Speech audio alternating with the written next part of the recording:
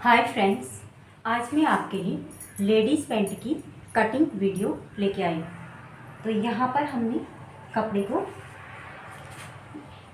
इस तरह से डबल फोल्ड में किया हुआ है लंबाई में। ये देखिए, ये लंबाई में हमने डबल फोल्ड इसे करके रख दिया है। तो आज की जो वीडियो है बहुत ख़ास वीडियो होने वाली है। इसमें जैसे बहुत सारी शिकायतें रहती हैं कि पैंट ऊपर को चढ़ जाती है या फिर नीचे से जो मोहरी होती है वो मोहरी घूम जाती है। तो आज मैं यहाँ पे आपके सारे डाउट क्लियर करने वाली हूँ। तो यहाँ पर मैंने कपड़े को डबल फोल्ड में किया हुआ है। अब इसका हम सबसे पहले हम इसका बेल्ट का नाप लगाएंगे। तो सबसे पहले तो हम यहाँ पे कपड़े को इस तरीके से सीधा यहाँ पर कर लेते हैं।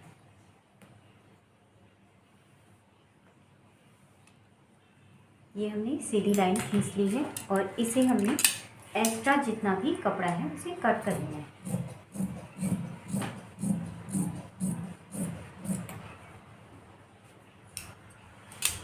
तो ये कपड़ा हमारा यहाँ पर सीधा हो गया। अब हम सबसे पहले हम यहाँ पर बेल्ट का नाप लगाएंगे। तो यहाँ पर जो हमारी बेल्ट है वो है 30 इंच। तो 30 का चौथाई हिस्सा हम निकालते हैं तो वो हो गया 7.5 इंच। तो 7.5 इंच हमारा यहाँ पर इतना हमारा 7.5 इंच आता है। अब यहाँ पर हमने ये हमारा फ्रंट पार्ट कट हो रहा है। पहले हम फ्रंट पार्ट कट करेंगे, उसके बाद हम बैक पार्ट कट करेंगे। दोनों पार्टों को हम अलग अलग हिस्सों में कट करेंगे। तो यहाँ पर 7.5 इंच हमने चौथा हिस्सा लगाया। फिर उसके बाद हम 1 इंच यहाँ पर एक्स्ट्रा रखेंगे। वो किस लिए रखेंगे? यहाँ पर हमारी फ्रंट की ओर प्लेट्स पड़ेंगी यहाँ पर इस तरीके से। तो उसके लिए हमने 1 इंच एक्स्ट्रा रख दिया और 1 इंच की हम यहाँ पर सिलाई मार्जिन रखेंगे। तो टोटल यहाँ पर हमारा हो गया है 9.5 इंच।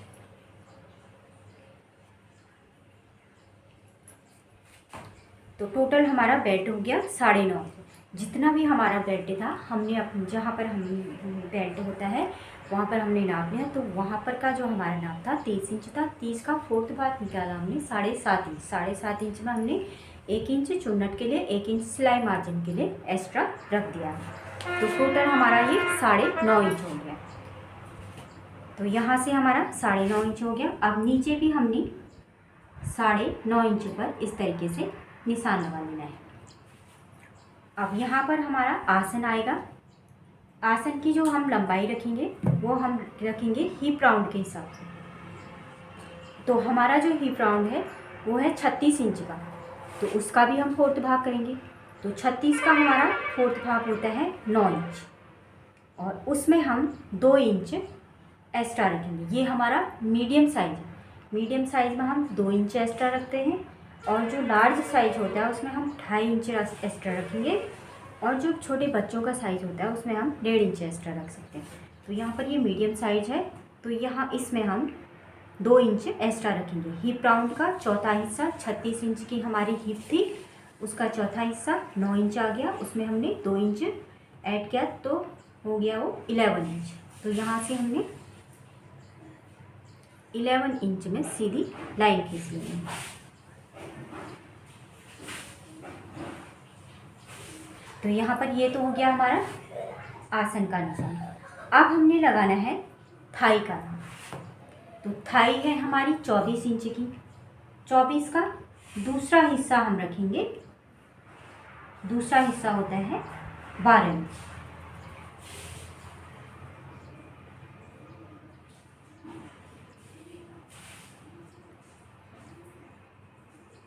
तो ये हो गया हमारा यहाँ पर 12 इंच।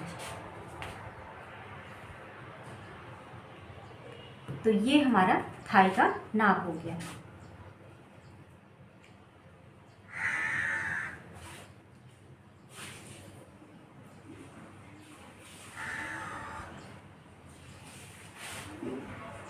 जो यहाँ पर ये क्रॉच एरिया बनाना होता है इसको हम बिल्कुल यहाँ से ऐसे नहीं बना सकते हैं, बिल्कुल राउंड नहीं देंगे इसको एकदम से इस तरीके से।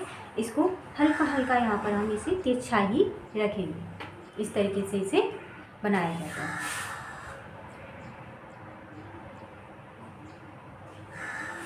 ये देखिए इस तरीके से। तो ये तो हो गया हमारा ऊपर का नाप। तो अब हमने लगाना है लंबाई। तो यहाँ पर 1.5 इंच की तो हमारी बेल्ट आएगी ऊपर, तो 1.5 इंच हमने इंच टेप को ऊपर को रख लिया है। 1.5 इंच हम ऊपर को रखेंगे और हमारी टोटल लंबाई है पैंट की 36 इंच। तो 36 इंच हमारा यहाँ पर आ रहा है और 2 इंच हम यहाँ पर नीचे फोल्डिंग के लिए रखेंगे। तो टोटल हमने यहाँ पर रख लिया है 38 इंच। अब इन निशानों को भी हमने सीधा करना है।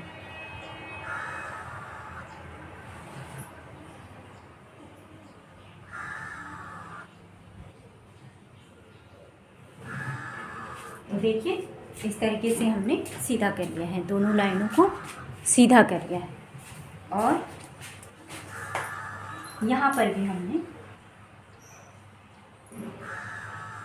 इस तरीके से लाइन खींच लेंगे। तो अब हमने यहाँ पर से हम लगभग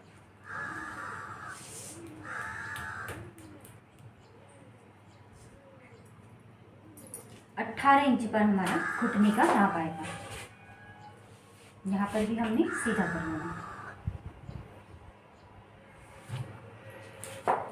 तो ये जो घुटना हमारा है वो है 19 इंच। तो 19 का हम आधा करेंगे, ये हो जा रहा है हमारा 9.5 इंच। तो अब हमने इसका मेजरमेंट कैसे करना है, पहले हमने यहाँ पर से सेंटर निकालना है। ये हमारा 12 इंच है, तो 12 का आधा होता है 6 इंच। तो यहाँ पर हमने 6 इंच पर निशान लगाना है और नीचे भी हमने 6 इंच पर निशान लगा दिया है। ये हमारा निकल गया सेंटर। सेंटर को कैसे, कहाँ पर से निकालना है, जितना हमारा थाई का यहाँ पर का हमने पूरा ले लेना है, पूरा ले लेना है, उसका आधा करना है। फिर उसको यहाँ किनारे से हमने 6 इंच पर लगाना है। अब इससे क्या होता है, जो हमारा पैंट यहाँ पर मोहरी से घूम जाता है वो समस्या नहीं आती है। अब यहाँ पर हमारा घुटना जो था 19 इंच का था और उसका आधा हो गया 9.5 इंच। अब 9.5 इंच का हमने निशान लगाने के लिए 9.5 का हम इस तरीके से भी हम आधा कर सकते हैं। ये देखिए इंच टेप को ऐसे करो तो ये हमारा आ रहा है 4.25 इंच। तो 4.25 इंच निशान हमने इधर लगाना है सेंटर से और 4.25 इंच हमने इधर लगाना है सेंटर से। तो ये बिल्कुल बराबर में ऐसे जाएगा जिससे हमारी पैंट घूमेगी नहीं। अब उसी तरीके से हमने मोहरी का नाप लगाना। तो मोहरी हमारी टोटल राउंड में 12 इंच की है। 12 का आधा होता है 6 इंच और 6 का भी हम आधा करें तो होगा 3 इंच। तो ये सेंटर है हमारा, सेंटर से हमने 3 इंच इधर को निशान लगाना है और 3 इंच इधर को निशान लगाना है। दोनों तरफ सेंटर से 3 इंच इधर, 3 इंच इधर निशान लगाइए। अब कई लोग क्या करते हैं, जितनी भी मोहरी चाहिए होती है ऐसे किनारे से नाप लगा लेते हैं और इस तरीके से नाप को यहाँ पे ऐसे मिला लेते हैं। तो ये तरीका रॉन्ग होता है। इससे क्या होता है, जो हमारी मोहरी होती है वो घूम जाती है, पैंट कंफर्टेबल नहीं बन पाते हैं। तो ये तरीका अपनाना है।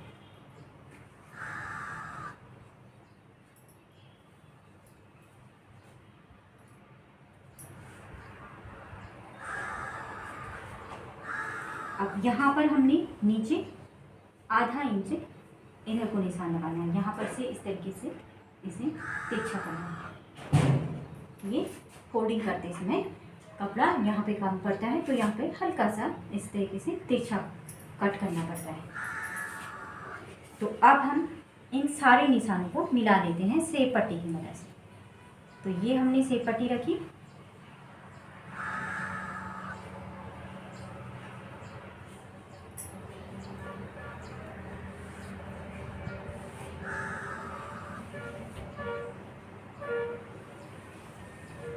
तो देखिए इस तरीके से अब वैसे ही हमने यहाँ पर भी मिला लिया।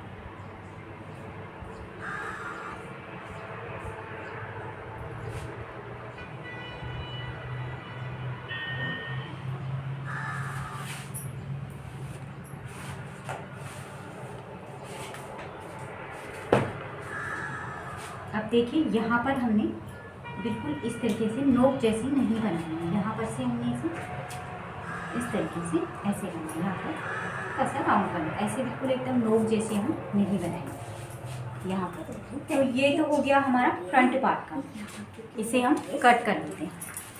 तो मेरी आपको वीडियो समझ में आई हो, यूज़फुल लगी हो, वीडियो को लाइक शेयर कमेंट करना बिल्कुल ना भूलें।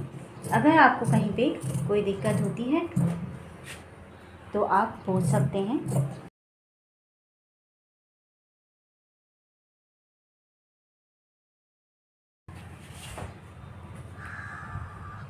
तो ये हो गया हमारा फ्रंट पार्ट।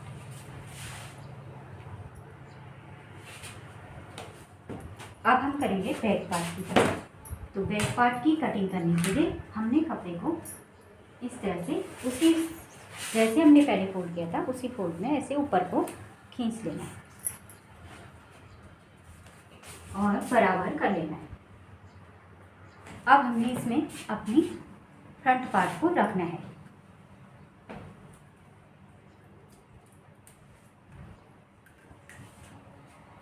तो देखिए इस तरीके से हमने बैक पार्ट के ऊपर फ्रंट पार्ट को बिछा लिया।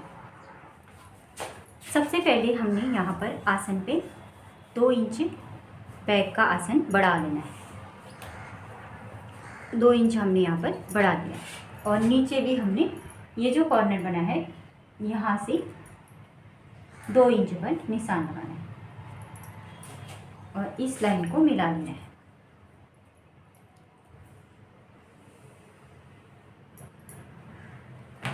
तो अब हमने यहाँ पर क्या करना है, जैसे शिकायत ये रहती है कि बैक साइड से पैंट ऊपर की ओर खिंच जाती है, बैक साइड से पैंट ऊपर की ओर खिंचती है नीचे से।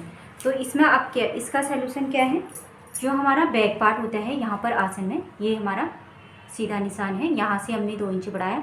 अब यहाँ से ये जो आसन है इस आसन की लंबाई भी हम लगभग 2.25 इंच बढ़ा लेंगे।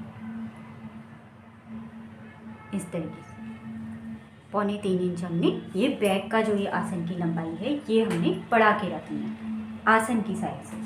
और इसे हम यहाँ पर यहाँ तक हमारा फ्रंट पार्ट है, इस तरीके से ये शेप पट्टी की मदद से इस तरीके से तिरछे में मिला लें। यहाँ पर ये देखिए इस तरीके से इसको हमने यहाँ पर मिला लिया। अब देखिए यहाँ पर भी हमने क्रॉच एरिया बनाने के लिए 2 इंच यहाँ से और एक्स्ट्रा रखा। अब यहाँ पर हमने इस तरीके से क्रॉच एरिया बना लेना है। ये देखिए इस तरीके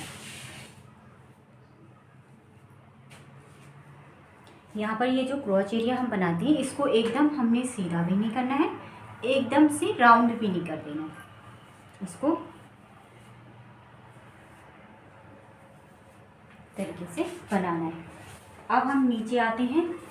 अब नीचे यहाँ पर हमने 1.5 इंच बढ़ाना है, बैक पार्ट में 1.5 इंच हमने बढ़ाना है। ये होगा हमारा सिलाई मार्जिन।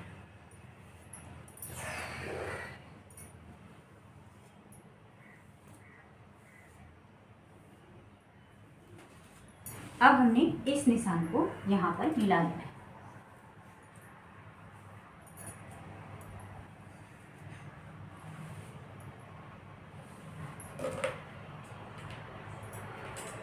तो ये देखिए इस तरीके से हमने बैक पार्ट का भी निशान लगा लिया है। आपको वीडियो एक बार आपको अगर वीडियो समझ में नहीं आती है आप स्पीक करके उसके बैक करके पीछे से दोबारा देख सकते हैं। तो ये इस तरफ से हमने इस तरीके से 2-2 इंच हमने बढ़ाना होता है। 2 इंच यहाँ बढ़ाया, ऊपर को आसन बनाया 2.25 इंच, एक्स्ट्रा 2 इंच यहाँ रखा, यहाँ पर हमने 1.5 इंच बढ़ाया। इस तरीके से बैक पार्ट को हमें बढ़ा के रखना होता है। और इधर साइड से बिल्कुल सेम कटेगा। बिल्कुल जैसे फ्रंट पार्ट होता हुआ वैसे ही कटेगा। इधर साइड से हमें कुछ नहीं बढ़ाना होता है, बस इधर साइड से बढ़ाना होता है, वो हमने बढ़ा दिया है। तो अब हम करते हैं इसकी कटिंग।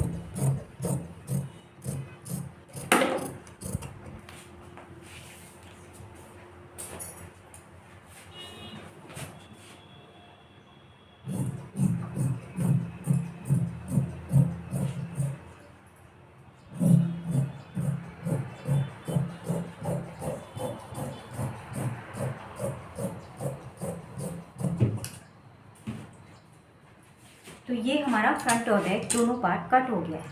अब यहाँ पर हमने इस तरीके से बैक पार्ट को नीचे करना है। अब ये फ्रंट पार्ट में हमने यहाँ पर क्या करना है, यहाँ पर हमने करीबन 2 इंच पर निशान लगाना है इस तरीके से, और यहाँ से ऐसे इस निशान को यहाँ पर हमने ऐसे मिला लेना है 8 इंच यहाँ पर इस तरीके से तिरछा, ये देखिए ऐसे, और इसी तरीके से इसकी कटिंग कर लेंगे। यहाँ पर हमारी बनेगी पॉकेट।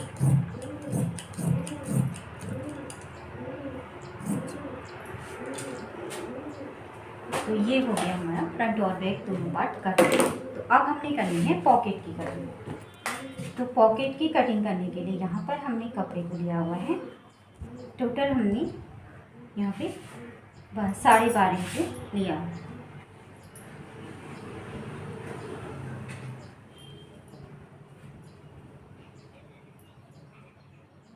यहाँ से हमने चौड़ाई में 4 इंच लिया है और नीचे हम लेंगे 6.5 इंच।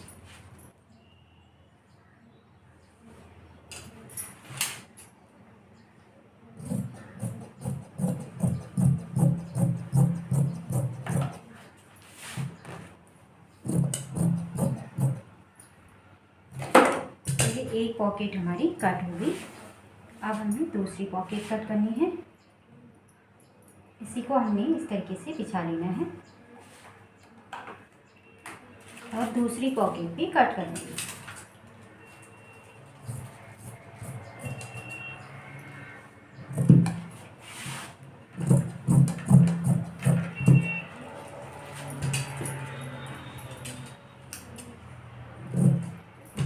तो ये हमारी दोनों पॉकेट कट हो गई। तो अब हमने करना है बेल्ट कट।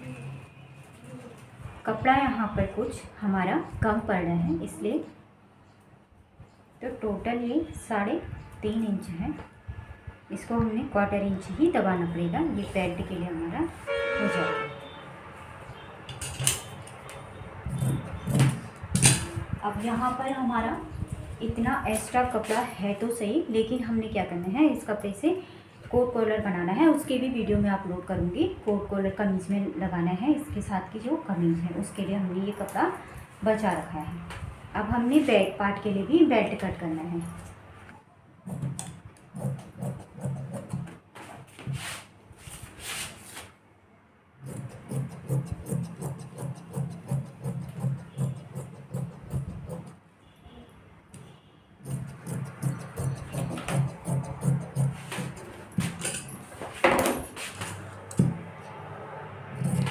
थोड़ा सा हम इसी बीच में से सिलाई लगा के जोड़ के बना लेंगे।